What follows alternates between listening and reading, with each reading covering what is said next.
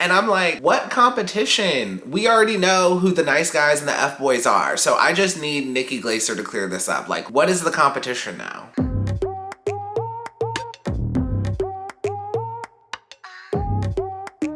Hi everyone, my name is Dimitri and welcome back to DimitriTube. F-Boy Island, episode 6 review. Let's go. As always, if you're enjoying my reviews, please go ahead and pound that like button, pound that subscribe button, and ring that notification bell. I'm a growing YouTuber and the likes and subscribes really help me out. So the episode starts with the last episode's elimination, and we're about to find out whether or not OG Jared is an F-boy or a nice guy. And come to find out, he's an F-boy. So Nakia responds and says she's disappointed, and I'm just like, girl, you should be disappointed in yourself. You saw the F-boy behavior and you ignored it. Congratulations. You played yourself. And Nakia also says, he said he was falling for me. Girl, there is $100,000 on the line. Trust no one. Everyone in these streets is broke and will do anything for $1.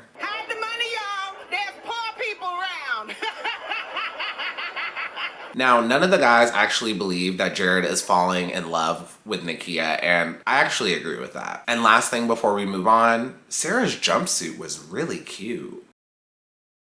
Okay, so the next day, Nikki Glaser gives the girls a MacBook and lets the girls snoop through the guys' social media pages. Y'all, I have thoughts about this. So Instagram is not real. When it comes to Instagram, people are posting the best versions of themselves and the best versions of their lives. So normally you never get the complete picture of someone. Personally, and this is just my opinion, when it comes to dating, if you're looking for a partner, when you're checking social media, you should just check and make sure they're single and check and make sure they're not crazy, and then just move on and try to get to know them in person. Don't try to rely too much on social media. And in general, this is a greater issue, but I think when it comes to dating, people are deciding to date someone based on their social media clout and not based on who they are as a person. And ultimately, I think this will lead to problems down the road. I do think social media is doing more harm to dating than good. And honestly, this topic could be a whole hour-long YouTube video in itself, but this is a short review and I do not have time. So moving on. So I hated that HBO gave these women a laptop to snoop through these guys' social media profiles. These women took off work, flew to the Cayman Islands, and put their lives on hold to find love, and now they're basing their decisions off what they're seeing on Instagram. Like,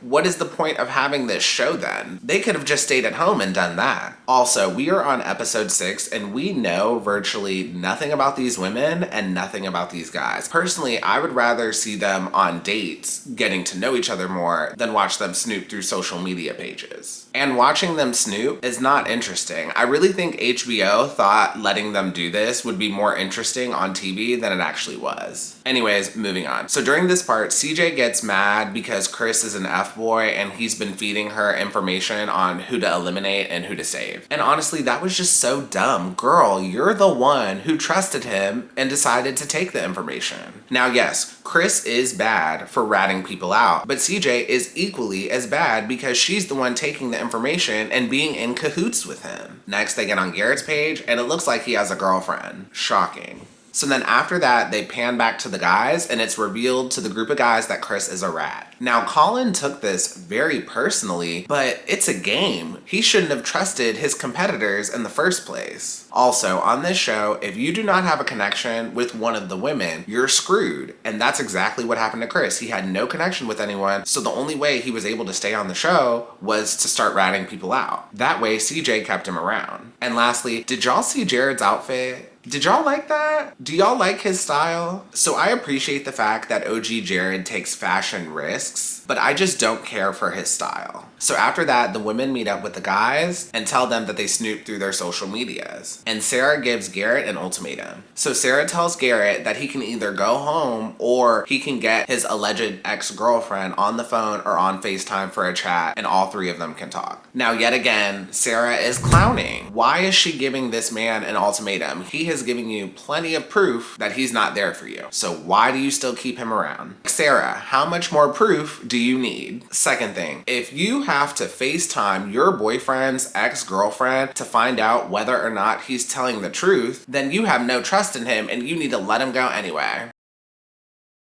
Okay, so now we're moving on to the exclusive dates, and Josh, New Jared, and OG Jared all get the exclusive dates. The first exclusive date we have is with CJ and New Jared. For their date, I guess they go to brunch, but they don't eat any of the food. But it looks like brunch. Now, this date was just super forced to me and I really didn't see a connection. But one thing I did find interesting about this date was just how you could literally put two of the sexiest people together and they could still just not have any chemistry. The next exclusive date is with Josh and Sarah, and for their date, they go kayaking. I love this. I would love to do that for a date. Now, Josh is a great guy. He's honest. He's a good listener. He's always cognizant of Sarah's feelings, but the girls don't want that. Sarah wants an emotional roller coaster. And it's clear that's what she wants because when she's on this date with Josh, she cannot stop talking about Garrett nonstop. And during the date, Sarah brings up Garrett's social media in the conversation. And in a confessional, Josh asks, why does she keep bringing up other guys? So at that point, Josh should have taken the reins and he should have shut it down real quick. He should have stopped her mid-sentence and said, I don't want to talk about Garrett. I don't want to talk about the other guys. If anything, I think Sarah was almost testing Josh. And Josh is just so nice. I don't think he has it in him to stop her. Josh is just way too nice. If it was me on that date, I would have swiftly changed the conversation. Also, earlier in the episode, Sarah refers to Josh as grown and refers to the other guys in the house as little boys. But Sarah is childish. If Sarah was grown, she would go for an honest guy who treats her right like Josh. But she doesn't do that. And for the last exclusive date, we have OG Jared and Nakia. Nothing really happens on this date, but during this date, they were just chilling in the water and the water was so clear. It was so nice. It made me feel like I really need a vacation.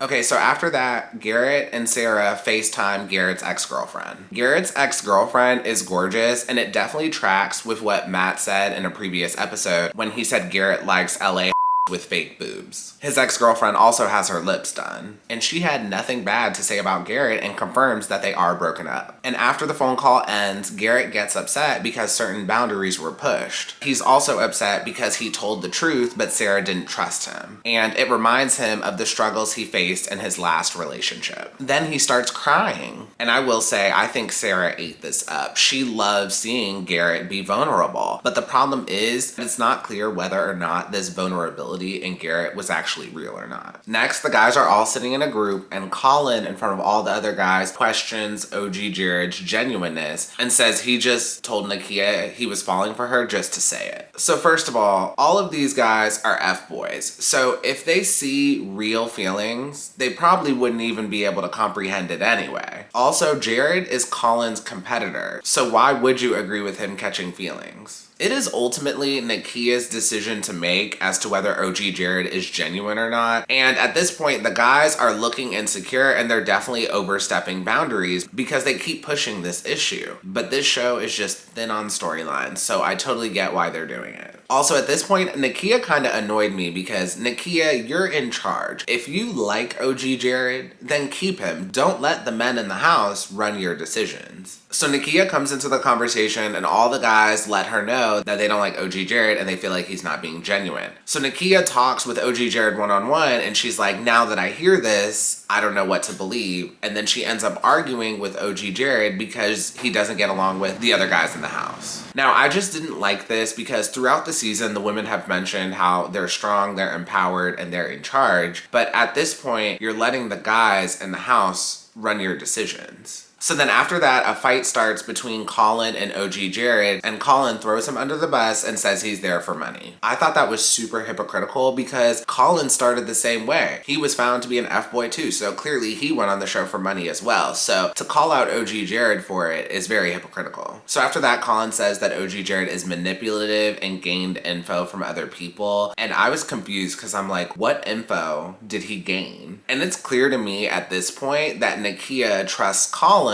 more than she does OG Jared. But honestly, that makes Nakia look dumb because she basically just trusts one F-boy a little more than another F-boy. So the next day, Nakia is talking to the girls and she says, I'm not sure if he's here for me or if he's here for the competition. What competition? We already know who the nice guys and the F-boys are, so I just need Nikki Glaser to clear this up. Like, what is the competition now? Okay, now we're moving on to elimination, and Nakia's jumpsuit was so cute. And I really liked CJ's dress too. It's definitely something classier than what we normally see from her. Okay, so for elimination, this week the girls pick their top 3 instead of picking the bottoms. And Sean knew Jared, Josh, Welcome, Garrett, Fernando, Colin, Greg, and OG Jared all stay. So Nakia picked Fernando, Colin, and Greg, and she was initially gonna send OG Jared home. But since CJ only picked 2 people, she was able to save OG Jared. I hated that Nakia almost sent him home. It very much looks like she's letting the guys in the house run her decisions, and she's not making the decisions herself. Also, why is Fernando there? We know nothing about this man. And after elimination, they show a clip of Casey escaping Limbro to try to rekindle what he had with CJ. And that is the end of the episode. If you enjoyed this review, please go ahead and pound that like button, pound that subscribe button, and ring that notification bell, and I will see you all next time. Have a good one. Bye.